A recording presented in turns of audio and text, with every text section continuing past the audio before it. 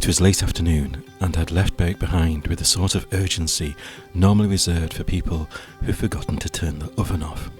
The tide was retreating, and the window to cross the causeway was open, and, despite having done this before, I still felt that familiar flicker of trepidation.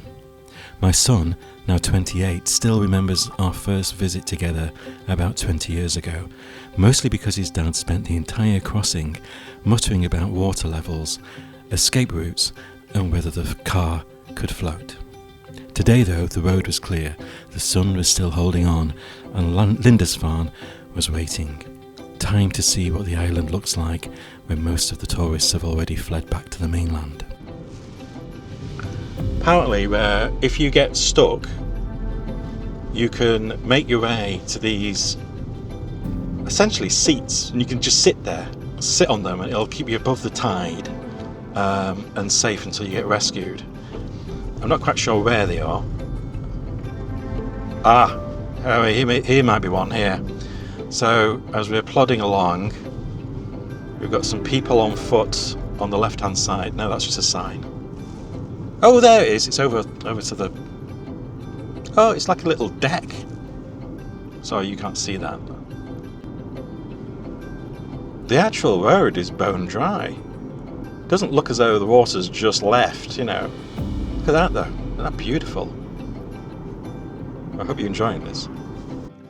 Okay, we're on Lindisfarne, parked up, now heading to the village. Actually, I'm going to get my map out and see where things are. See you in a second. The village is that direction. I'm going to go this direction. If I follow this round, I think it'll take me to a coastal path. And I'm here to do photography. So I think the coastal path is probably where I want to go to first. And then later I could go to the village. Probably everything's going to be shut anyway, so... If you do come here, the car park, it's like a gravel car park, but it's well maintained. And pretty much like a lot of the paid car parks around here, you don't have to stay long before it chalks up. People I've been talking to saying, you know, if you're anything over 2 hours, it's like £7. That's £7 for 3 hours. Oh, and it's free from 6 anyway. So it doesn't really matter, I can stay as long as I want. There's some dark cloud over there. But the wind is blowing that direction, so I should be okay. Having arrived just after 5, that perfect moment when the island exhales, the shops were closed, the day trippers had gone, and the only thing I couldn't buy was the mead, which frankly was probably for the best.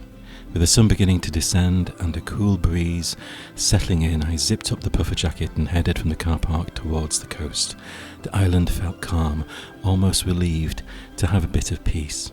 Just the sound of gulls and distant waves, and my camera bag reminding me that I should really carry less equipment. It's a big island. What's this green? See, somebody circled something in green and I can't even, there's no key. It's ridiculous. So, where's the road? Having successfully orientated myself like a pro map reader, I headed off in the general direction of the sea to find the coastal path. Still on this road, can't wait to get off it and go on the coastal path, which is just down here. Walking off those fish and chips I had last night. Very tasty.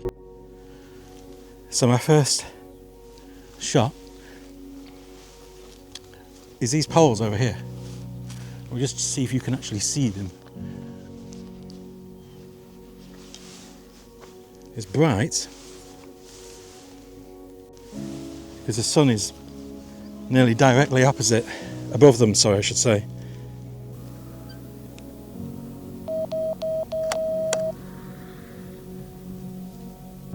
I have no idea whether that's going to come through. But it was ridiculous shutter speed of 1,500 of a second, and that was at f16. So I think it's about time we moved a bit further down the coast.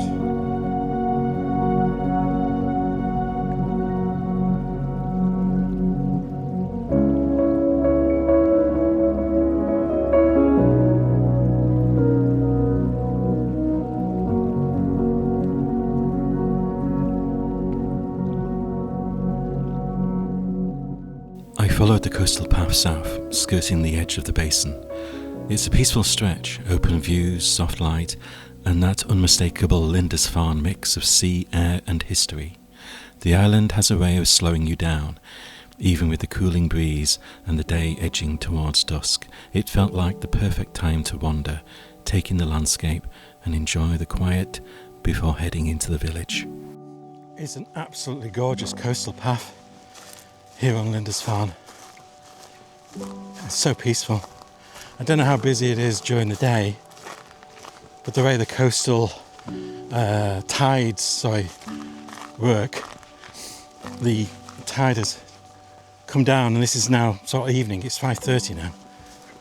Time flies when you're having fun faffing around with photography or video equipment, or audio equipment I should say. The photography equipment is actually not the problem. Most of the time it's messing around with the audio.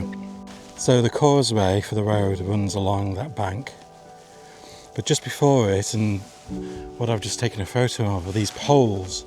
And these poles, which you might just be able to manage to see on this DJI camera, those mark the Pilgrims Way, or the Pilgrims Way, which is the footpath to get across. It's 3 miles long. I think way in the distance, just where this bright light hits it, I can see 2 specks. So there are 2 people currently walking across, and they seem to be making good progress. There's lots of birds as well. It's teeming with wildlife, birds. I think I mentioned as we were driving across, there's these rescue points where if you're walking across and you do get stuck, the tide's coming in and you're just not going to make it. Got another bird. It's like 3 heart attacks on this holiday. They're all bird induced. You can basically, there's little platforms dotted around. I suppose you just basically jump on one of those and wait to be rescued. On a serious note, please do plan your visit to Lindisfarne. I've put in the description of this video a number of authoritative websites which you can go and find all the information you need about tidal flows, how to cross the actual causeway, and a load of useful information there for anybody wanting to have a great day out. Thanks.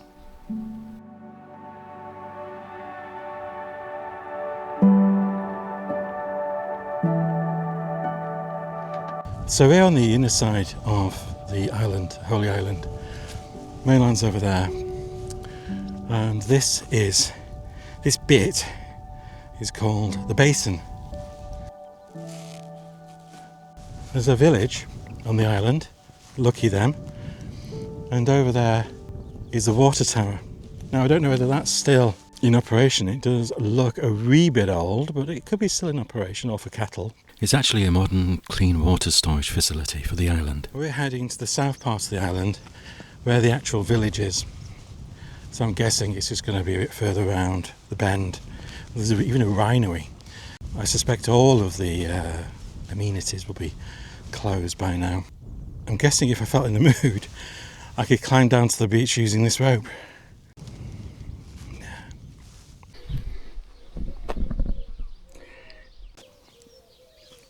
You do have to wonder how old that path is. If the castle was built in the 13th century, there's been a lot of people. Can't imagine how much footfall the village has to put up with during high season. I'm guessing a lot. So if I go that way, is to the church, and that way is that's to the water tower. I think I'm going to go this way. Lindisfarne Mead. Put hairs on your chest. And here we've got St Cuthbert's Church, built in 1891, Presbyterian.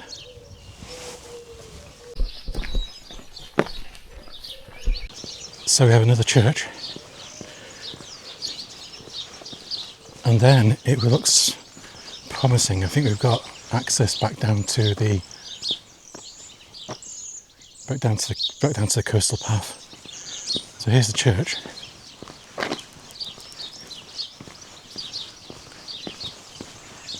And that looks like the remnants of the old monastery over there.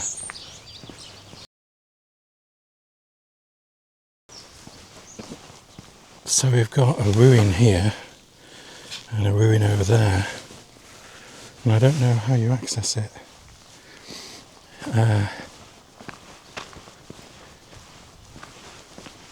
There's a castle over there. The Priory was my final stop for part one. Even from the outside, the ruins carry a weight, centuries of worship, scholarship, invasion, rebuilding, and of course resilience. Lindisfarne Priory dates back to the 7th century, founded by Saint Aidan, and later home to the monks who created the Lindisfarne Gospels, one of the most extraordinary works of medieval art. Standing here in the quiet evening light, with the last warmth of the sun catching the stone, you can almost feel the history in the air. Which is going to help me get as much of this priory in shot.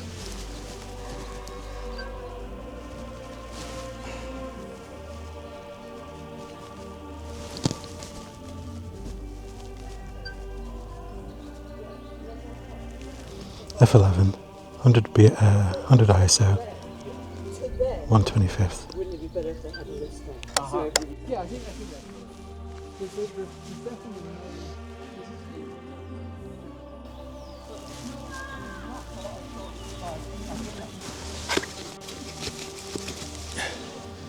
These are really just snapshots, to be honest with you. Let's see if I can show you what I've just taken a shot of. So it seems to be like the front or back end of the priory, a part of the priory, because there's more ruins on the other side. Lovely red brick. Let's see if we can get to the other end and take a shot from there.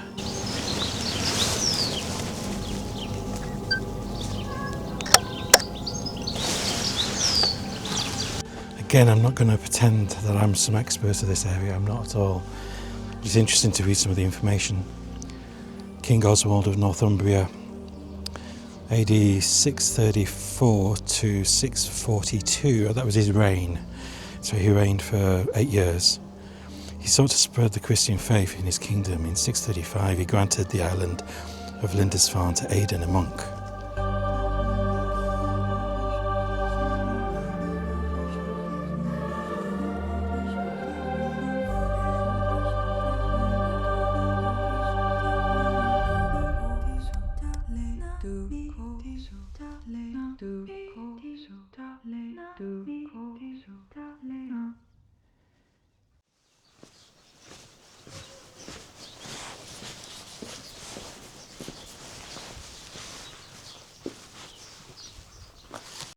I wonder what an X-Pan can do.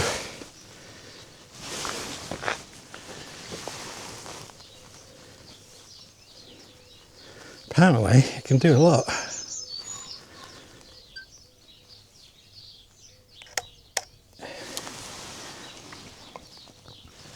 I just opened the aperture up a little bit so I could get it exposed without lowering the shutter speed too low.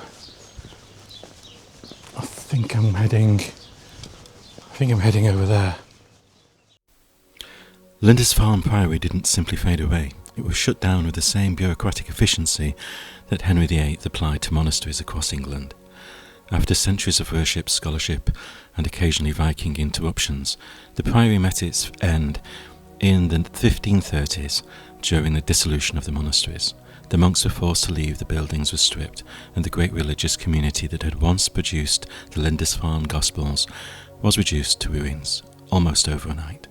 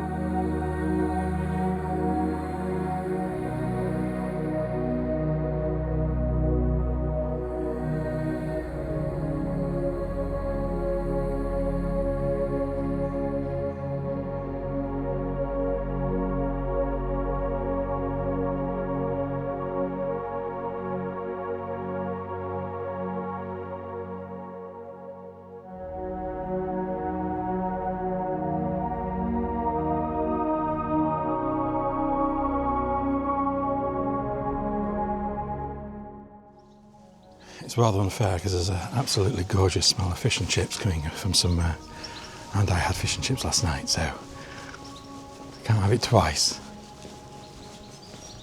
Well, ladies and gentlemen, that wraps up part 1 of my visit to Holy Island. A quiet evening, a peaceful walk, and a chance to enjoy Lindisfarne without the crowds. In part 2, I head out towards Steele End, where the light finally broke through the clouds and gave me one of the most fantastic images of the entire trip, a glorious view of Lindisfarne Castle from the hill. If you'd like to see how that unfolded, join me in the next video. Thanks a lot.